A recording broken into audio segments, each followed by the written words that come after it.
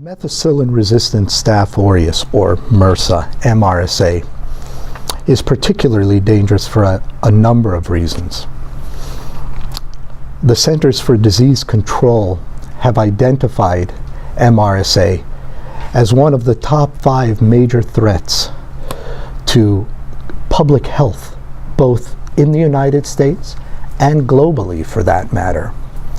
The threat of MRSA was so serious that last year, the Presidential Council of Advisors on Science and Technology submitted to President Obama a report.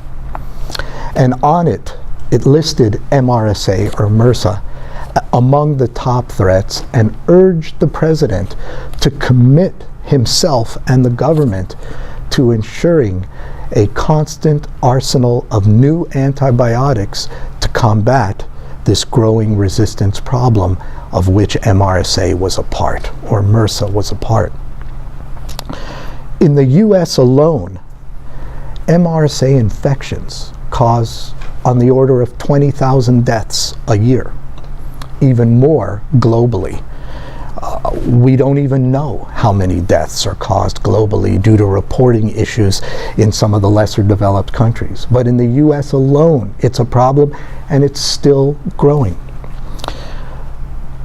The current drugs we have to treat MRSA infections are limited. And resistance to those drugs is now on the rise. And so the few drugs that we have are likely to be less and less efficacious in the future. So our choices will diminish further if we don't do something now to help augment this limited arsenal. Our research was aimed at precisely that. Our primary goal, our focus has been to bring new drugs to the clinic that can effectively treat all MRSA infections, particularly those that are resistant to the current standard of care drugs that we have. Our lead agent, it's called TXA709, is targeted for clinical trials beginning in the spring, if all goes well. It meets all those criteria.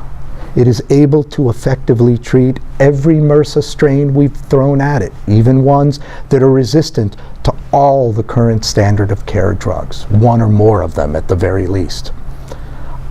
Additionally, it can be taken orally.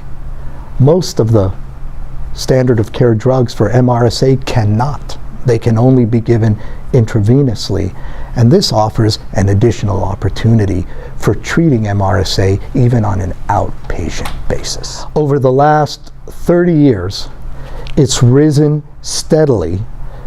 In the last few years, it looks like it may be plateauing. And the reason for that is it started to be prevalent only in like healthcare facilities, and then it spread. But its spread is now gone about as far as it can go. So I believe that that's the reason why it's starting to, the numbers are starting to plateau. They're not increasing exponentially like they have been since from the 50s until now.